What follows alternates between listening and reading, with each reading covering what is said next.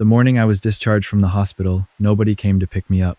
I sat in a wheelchair by the front entrance of St. Catherine's Medical Center in Columbus, Ohio, with a plastic bag of belongings on my lap and a discharge form folded in my pocket.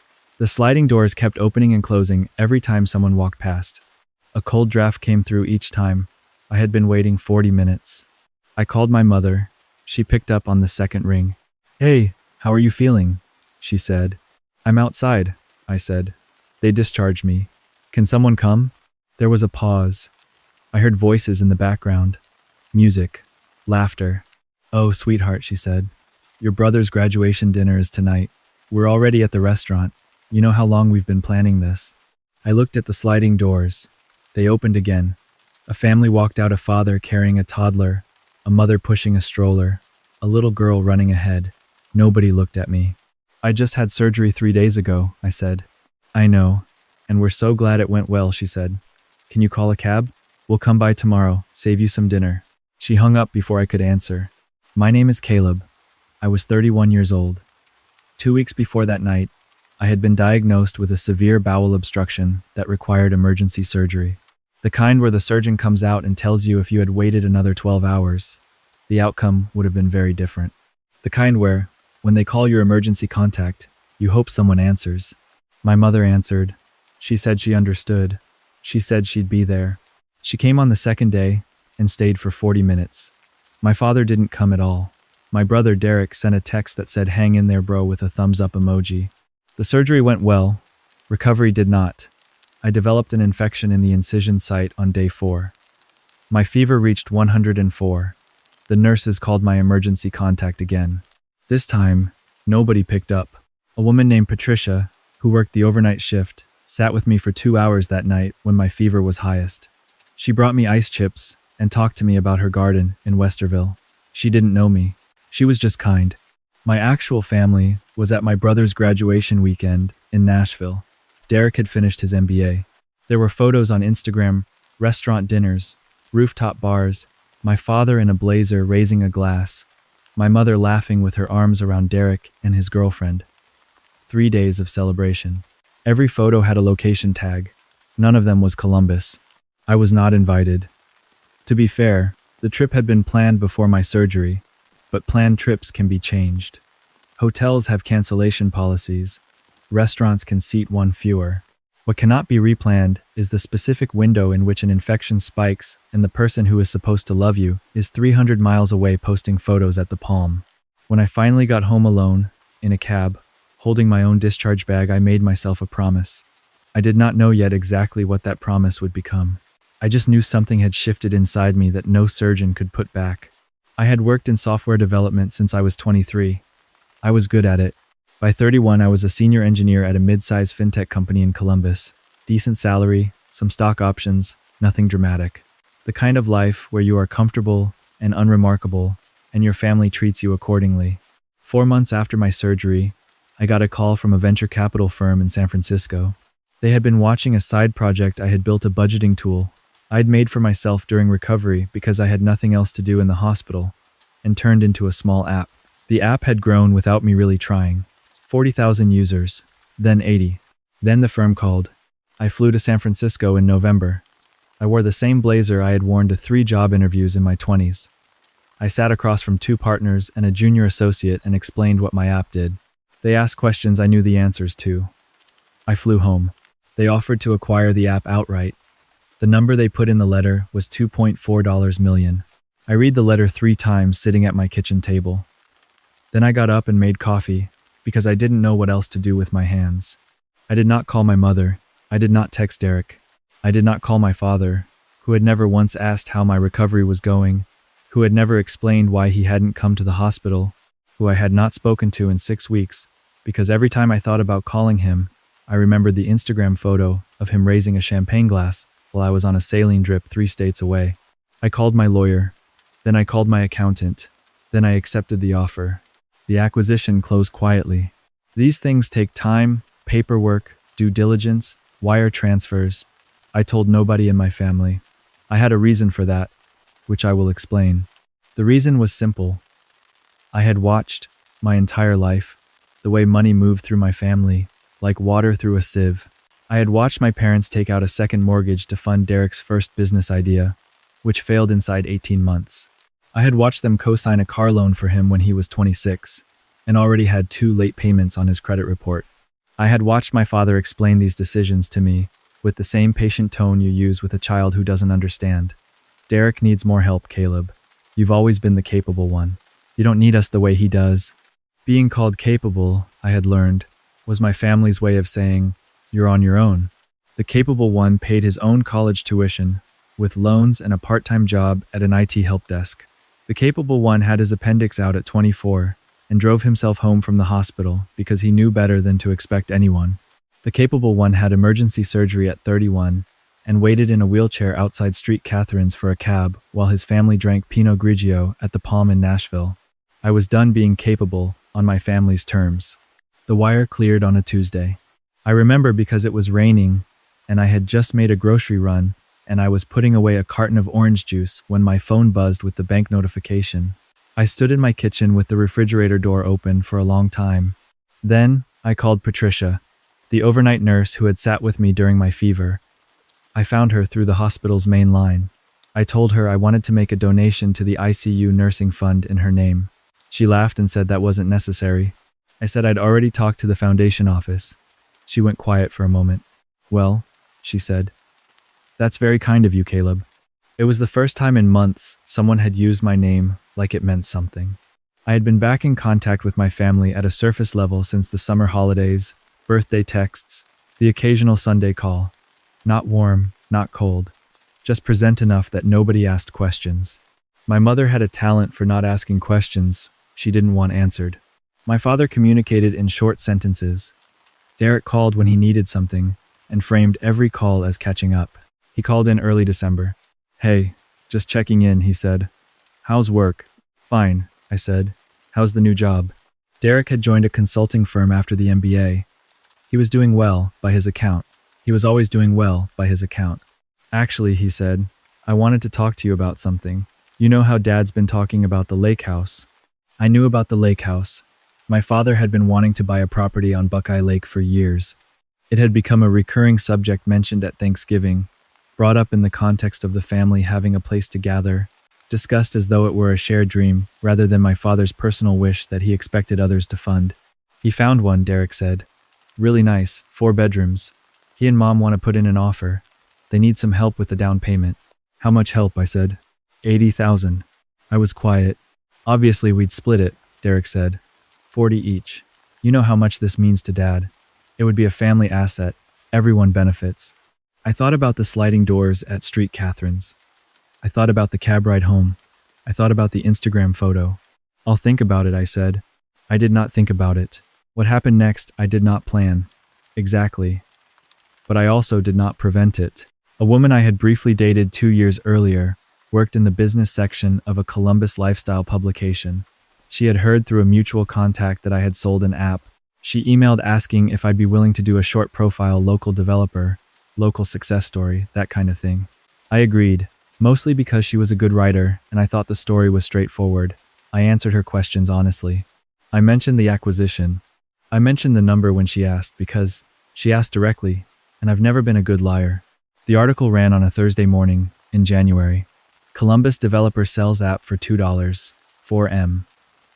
There was a photo of me that I thought made me look slightly confused.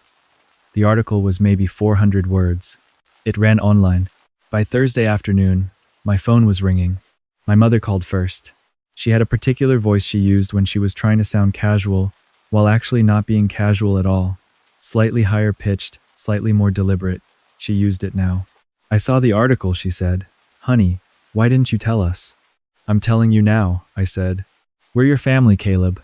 Something like this we should have heard from you first. Your father is very hurt. I wanted to ask when, exactly, my father had expressed hurt on my behalf about anything. I didn't. I said I had been processing things privately. We should get together, she said. This weekend. Come for dinner. I said I would think about it. Derek texted 20 minutes after my mother called. The text said, Dude, $2.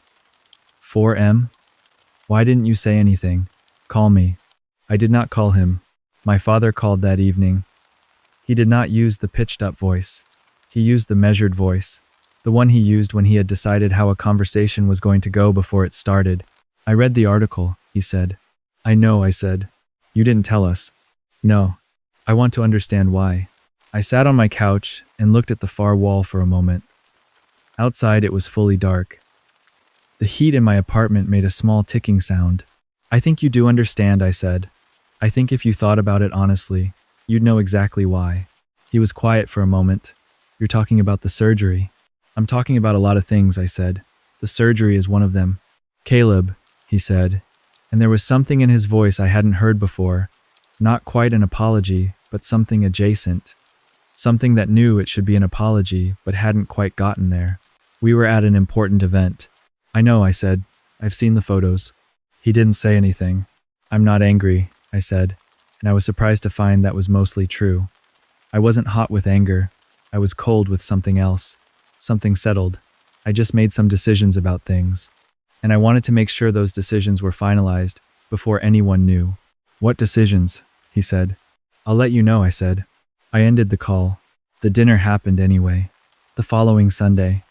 My mother made pot roast because she always made pot roast when she wanted the room to feel warm and manageable.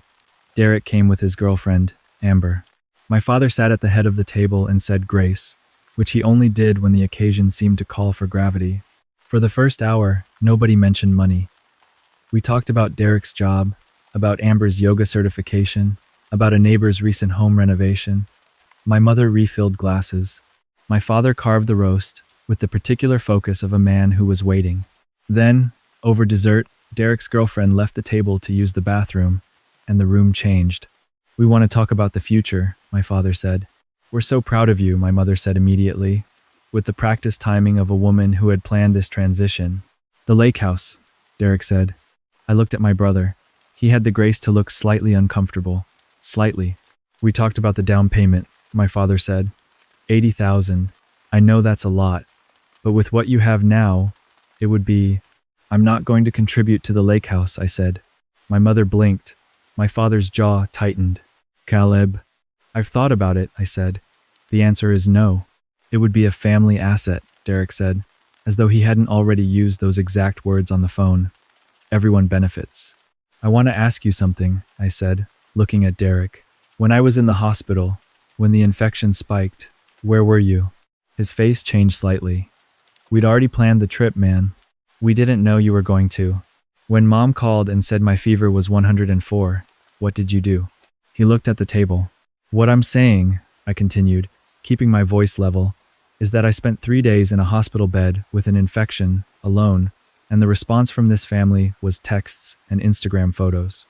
And now that there's a number attached to my name, everyone is at the same table. That's not fair, my mother said. Her voice had a tremor in it. We love you. We were just... I know, I said. You were busy. My father looked at me steadily. You can't hold one event over the family forever. I'm not holding anything, I said. I'm just telling you my decision. I'm not contributing to the lake house. I'm not contributing to anything for the foreseeable future. And I think everyone at this table, if they were honest, knows why. Amber came back from the bathroom and looked at the room and very wisely said nothing. In February, I met with a financial advisor named Howard, who had an office on High Street and a framed photo of Lake Erie on his wall. I told him what I had. I told him what I wanted to do with part of it. He nodded slowly and made notes, and at one point looked up and said, So you've thought this through. I had thought this through. There is a nonprofit organization in Columbus that provides practical support for adults recovering from major surgeries without adequate home care, meals, transportation, someone to check on you. The kind of thing that shouldn't have to be a charity but is, because not everyone has a family who shows up. I had found them in October, when I was still recovering, when I typed Hospital Recovery Support Columbus into a search bar at 2 a.m, because I was looking for something I couldn't exactly name. I had signed up as a recipient. A volunteer named Gerald had driven me to a follow-up appointment in November when I couldn't yet drive myself. He was 64 years old and had retired from the Postal Service and spent 3 mornings a week driving people to appointments. He asked me how I was feeling every single time with the specific sincerity of someone who actually wanted to know. I made a donation to that organization. It was not a small one. I asked Howard to set up a recurring annual contribution. I arranged for it to be made in honor of the ICU nursing staff at Street Catherine's, because that felt right, because Patricia deserved to have her name attached to something. I did not tell my family. They found out anyway. These things find a way. A mutual family friend saw my name in the organization's annual donor report. They publish a list. She mentioned it to my aunt. My aunt mentioned it to my mother. My mother called me on a Wednesday night. This time there was no casual voice. She was crying before she finished saying my name. "I don't understand," she said. "You gave money to strangers. You gave hundreds of thousands of dollars to strangers, and you won't help your own father with a down payment." I let her cry for a moment. I wasn't unmoved. She was my mother. Whatever had happened, she was still my mother, and I had grown up in the same house, and there were years I did not want to throw away entirely. But I was also done mistaking guilt for love. "The people that organization helps," I said, "are people who go through hard things without anyone beside them. I know something about that." "We were there for you," she said. "Mom," I said quietly, "you called a cab." She didn't say anything. "You called me a cab and told me to save you some dinner," I said. "The night I was discharged from surgery. That was you." The silence on the line was heavy and specific. "I'm not punishing you," I said. "I want you to hear that. I'm not doing any of this to hurt you. I'm doing it because I looked at my life and decided that the people and things I invest in should reflect what I actually value. And what I value is people who show up." I heard her breathing. "I still want a relationship with you," I said. "With Dad. With Derek. But it can't be the old one, where I'm the capable one who doesn't need anything and everyone else gets the resources. That's over." She said she needed time. I said I understood. My father called 2 days later. He did not cry. He was measured, the way he was always measured, but there was something underneath it. "I want you to know," he said, "that I have some regrets about how things went. When you were in the hospital, it was the closest he had come. I decided to meet it. I appreciate that," I said. "I really do." "I don't want to lose you," he said. "You haven't lost me," I said. "But we need to figure out what this looks like going forward. And it can't be built on the assumption that my money is available to this family." He said he understood. I think he mostly meant it. Derek took longer. Derek went through a phase of wounded silence, which I had expected, and then a phase of reaching out with exaggerated warmth, which I had also expected, and then one Sunday afternoon, in March, he called, and for the first time didn't immediately talk about himself. "Can I ask you something?" he said. "Sure," I said. "When you were in the hospital, was it really bad?" I thought about the fever, about the saline drip, about the overhead light at 2 a.m, and Patricia talking about her garden. "Yeah," I said. "It was pretty bad." "I'm sorry I wasn't there," he said. He sounded like he meant it. That was something. "Okay," I said. "Okay," he said. "We didn't fix everything in that phone call. You don't fix years of imbalance in a single phone call. But something shifted. Something small and real. The lake house deal fell through. The property they wanted sold to another buyer. My father mentioned it briefly in April, with the tone of a man who had adjusted his expectations. He didn't ask me again. I didn't bring it up. In May, I flew to San Francisco for a conference. I stayed an extra day and walked along the Embarcadero in the morning, watching the water. I had a coffee from a place with no chairs, and I stood outside, and the air smelled like salt and fog. I thought about the sliding doors at Street Catherine's, the plastic bag on my lap, the 40 minutes I sat there before I stopped waiting. I had spent a long time believing that being self-sufficient was the same as not needing anything. That being the capable one meant the capable one was fine. I was not fine. I had not been fine for a while. I had been managing, which is different, and I had been mistaking the absence of crisis for the presence of okay. What I knew now, what the surgery had started and the wire transfer had finished teaching me, was that resources, whether money or time or simply the willingness to show up, say something true about who a person is. The question is never only who is there when things are good. The question is who is there when the doors keep opening, and the cold keeps coming in, and the cab isn't here yet. Gerald drove me to 4 appointments. Patricia sat with me through a fever. A stranger at a venture capital firm in San Francisco read something I built alone in a hospital bed and thought it was worth something. Nobody I gave money to had been waiting for it. Nobody I loved because of what they did had done it for a reward. That is the entire point. That is the only point. I went back to Columbus on a Thursday evening. It was warm for May. I had the cab windows down, and the highway looked gold in the early evening light, and I thought about calling my mother, and then I thought I would wait until tomorrow when I had more to say. I opened my banking app. The balance looked the same as it had in San Francisco, which was obvious but still quietly remarkable. I thought about what Howard had said the first time he ran the numbers. The question isn't what you have, he said. It's what you're building. I was building something. Slowly. Deliberately. On ground I had chosen. That was enough for now.